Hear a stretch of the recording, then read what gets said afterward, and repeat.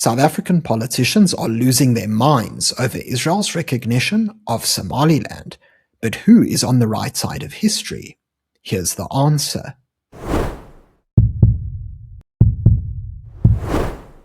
So while it may be a new year, it seems as if South African politics have not changed, as numerous political parties seem to have become quite vocal on global affairs yet again, and this time they're fighting with Israel over its recognition of Somaliland.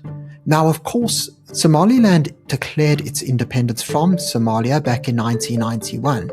However, it's only now that Israel became the first country outside of Somalia to actually recognize Somaliland.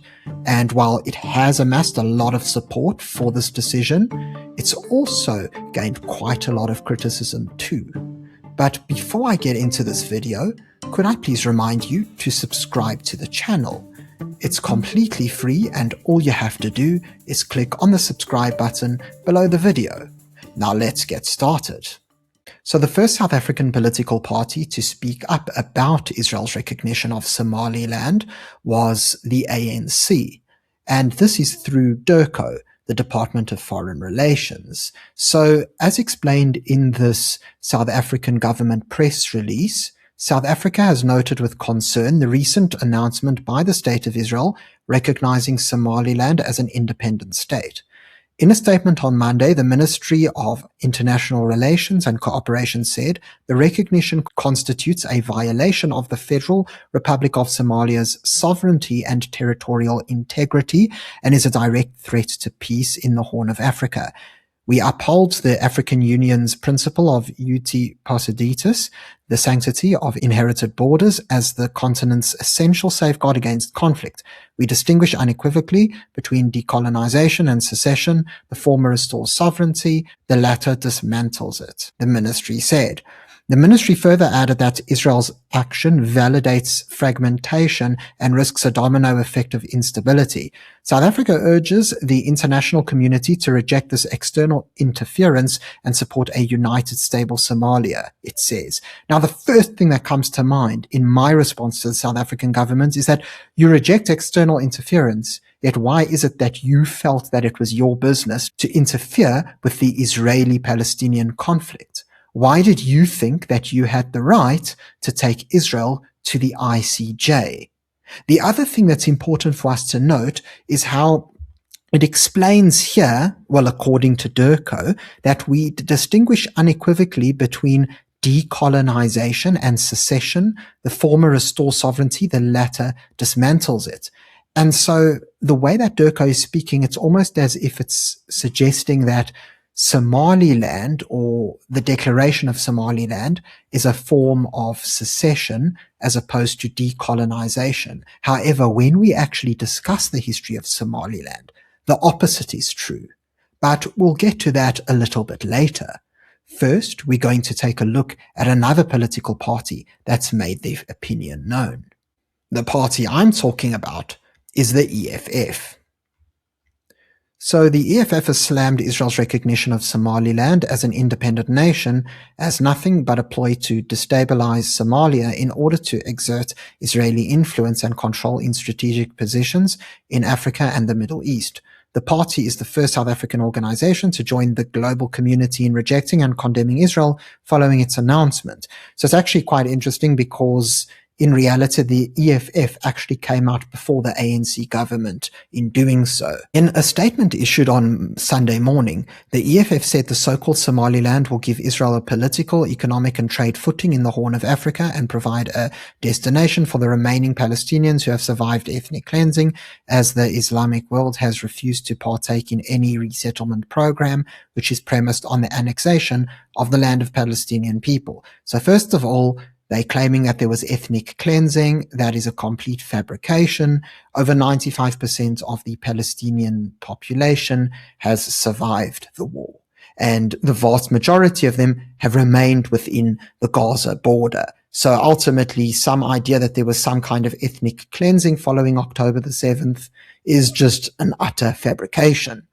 The second thing is that unlike DIRCO, who are talking about decolonization and secession and sort of African sovereignty. The EFF is talking a little bit more about geopolitical strategy. They're suggesting that Israel is going to somehow use Somaliland as a base of operation at the Horn of Africa. And this is also something that we're going to discuss. But before that, remember how we talked about the difference between secession and decolonization and the respect of countries' borders? Well, if we take a look at the history of Somaliland, we realize that the ANC and the South African government, by extension, are not supporting African sovereignty, but rather the colonialists.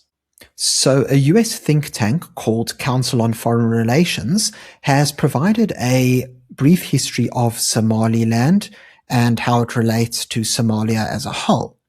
So if we take a look here, we can see that Somaliland is a part of Somalia and the larger Horn of Africa region, and that it has hundreds of miles of coastline along the Gulf of Aden to the north, and it borders Ethiopia to the south and west, and Djibouti to the northwest. Now, if we take a look at this map, we notice that Somaliland is quite a significantly sized territory, and you might be wondering, well, if they already declared independence from Somalia, is there historical reasoning for this decision? And the answer actually lies in Somalia's history.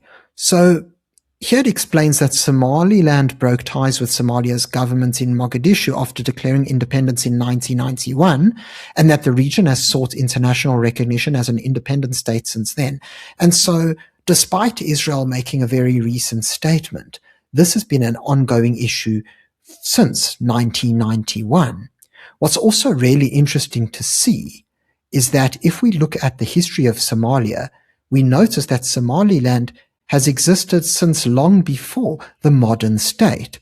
So, as it explains here, Somaliland's history as a distinct region of Somalia dates back to the late 19th century. The territory was a British protectorate until 1960, when it unified with the rest of present-day Somalia, which had been under Italian rule. The merger faced challenges early on, with many in Somaliland rejecting the centralization of power in the country's south.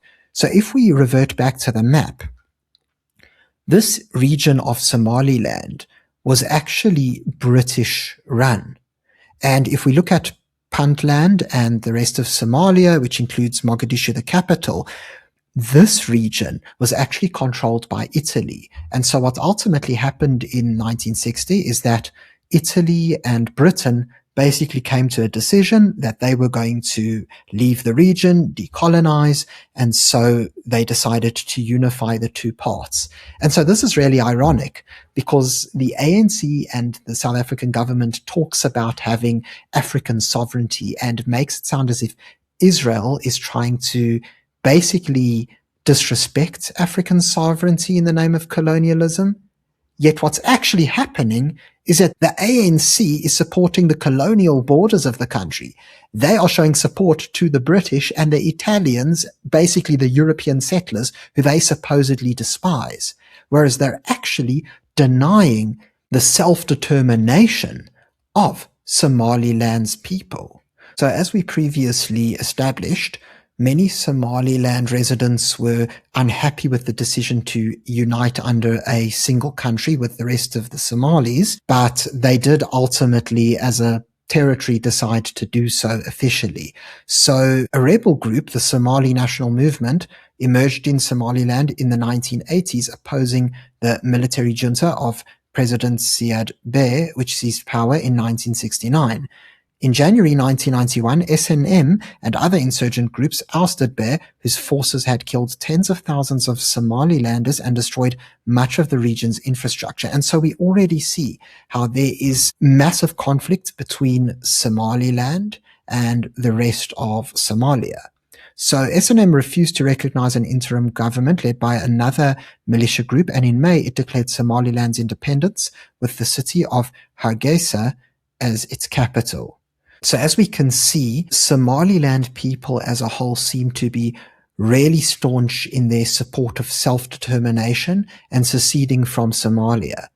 Since the 1960s, they've really been forced into a country which has really been unified by the colonialists, not really by the will of the people themselves. And so, yes, as we've established already, while Israel is actually supporting the self-determination of Somaliland, it is the ANC who are actually supporting the colonial borders and violating the self-determination of these people. Ironic indeed. But you might be wondering, well, what exactly is the reason for Somaliland to want to declare independence from the rest of Somalia? And as we go into the financial situation of the country, this becomes abundantly clear. So in addition to being safer in terms of crime and slightly better in education, albeit with many of the same problems as Somalia, Somaliland does seem to be more economically stable. So here we've got a table that compares the economic situation in Somalia to Somaliland. So just starting with the population for context, Somalia's total population is around 19 million, according to the World Bank, and this includes Somaliland, whereas Somaliland itself is about 6.25 million, according to its government. So if we look at the GDP growth of each place as a percentage, Somalia has seen a growth of 4.11% in 2024, whereas Somaliland saw a growth of 5.1%. So it is almost an entire percentage point higher. If we look at GDP per capita, we see that Somaliland far exceeds that of Somalia. You see, the average Somalia resident is making about $629.5, according to the World Bank's figures, whereas according to Somaliland's Ministry of Planning and National Development, its people seem to have a GDP per capita of $912. And so this is almost 50% higher than what Somalia's GDP per capita is. If we look at the nominal GDP of each country, we see that Somalia's is 12.944 billion according to the IMF, whereas Somaliland's is about $4.28 billion according to its government. But again, we need to take population into account. And as we know, Somalia has a more than triple the size population of Somaliland. And so what we ultimately see here is that Somaliland just seems to be a little bit more developed, a little bit more stable, and ultimately more economically prosperous, even though it's really just a marginal improvement from Somalia. And so it really seems as if Somaliland has every right to want to secede from Somalia. After all, we know how there's the Cape Independence movement in South Africa. And yes, there are a lot of arguments for and against the movement, but it's understandable that certain people feel that they are from a more prosperous region of the country and don't want to be brought down by the parts that are underperforming. But there is something else that we need to address. So the EFF accused Israel of wanting to use Somaliland for its strategic gain. But how true or how credible is this accusation? So, Somalia's President Hassan Sheikh Mohamud said the breakaway region of Somaliland has agreed to resettle Palestinians and host an Israeli military base in return for recognition by Israel, citing intelligence reports. Tel Aviv's recognition of Somaliland was very unexpected and strange, he told the Qatari news network Al Jazeera in an exclusive interview, adding that it came out of nowhere as Israel became the first since 1991 to recognize the region as an independent state. Now, we do need to remember, of course, that Somalia's president is not exactly going to be biased in favor of Somaliland. He is going to be opposed, and as a result, his claims could be biased as well. Still, we do see that he is supposedly citing intelligence reports, so really anything is possible. But what's really interesting is that if we dive a little bit deeper, it's understood why Israel could see Somaliland as being a key strategic advantage. According to the Arabic Al-Akbar, they believe that Israel could indeed see not only Somaliland as an advantage due to having a base or something like that, but rather that it oversees the Red Sea, which is an important trade route. So there's an interesting paragraph here where it actually quotes Israeli news outlets. So as explained here, The Israeli newspaper Yediot Aharonot reported that Israel, like the United States, is closely monitoring Somaliland due to its long coastline, strategic position in the Horn of Africa, and proximity to Houthi-controlled areas. The paper described strengthening relations with Somaliland as a force multiplier in the war against the Houthis. Israeli Minister of Diaspora Affairs Amichai Chikli similarly described the move as a major achievement in confronting the Houthis. For its part, Ma'ariv, which is another Israeli newspaper, argued that the significance of recognition extends beyond the diplomatic sphere, pointing to Somaliland's geography. The port of Berbera on the Gulf of Aden, along with a nearby airport featuring one of the longest runways in Africa, places Somaliland at a critical vantage point, overlooking one of the world's most important maritime trade routes. And really interestingly, there was an article in Yediot Aharonot, or Ynet, that actually explains this a little bit deeper. So the original article is in Hebrew. However, I've used Google Translate in order to translate it into English so everybody can understand. So as explained in this article, Somaliland lies in the northwest of historic Somalia, along hundreds of kilometers of coastline on the Gulf of Aden, directly opposite Yemen. As mentioned, this is a critical maritime route that leads to the Bab el-Mandab Strait, a bottleneck through which a significant portion of maritime trade between Asia and Europe passes via the Suez Canal. Since the Houthis began attacking vessels in the Red Sea following the Hamas attack on October 7th and the war that broke out in its wake, many shipping companies have chosen to bypass the region via the Cape of Good Hope at a heavy economic cost, which has also spilled over into the Israeli market, among other things. So it's actually quite interesting to see how, due to the war and the dangers of passing through there, they actually diverted shipping to the Cape of Good Hope, which is South Africa.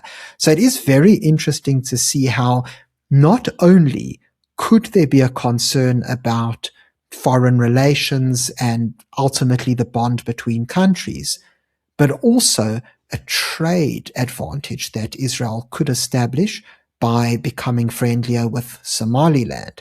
And then, of course, if Israel does that, perhaps South Africa views it as a trade threat because, as explained in this article, a lot of shipping has been diverted to the Cape of Good Hope, even though it's more expensive and more time-consuming. And of course, if Israel is able to de-escalate a lot of the conflict in the region, particularly around the Red Sea trade route, this could mean bad news for South African ports. And so there is definitely a chance that this could be a consideration as well. And so, in conclusion, we see that Israel's recognition of Somaliland has nothing to do with colonialism or not respecting Africa's sovereignty, but rather to do with actually respecting the sovereignty of Somaliland itself and its people. Meanwhile, the ANC has actually taken the side of the colonialists, deciding to uphold the borders determined by the British and the Italians. What's more, we do see that friendship with Somaliland could have its perks for Israel, both militarily and in terms of trade. However, something that South Africa might not be mentioning is that it's also upset, not just because of the geopolitical or foreign relations aspect of this development, but the trade aspect, because the ANC does not want trade to have to return to the Red Sea. After all, it could result in economic decline. Thank you very much for tuning into this episode. If you enjoyed it, please remember to subscribe to the channel for more content. Until next time, I'm Matthew Cohen, and this is the Power Pod.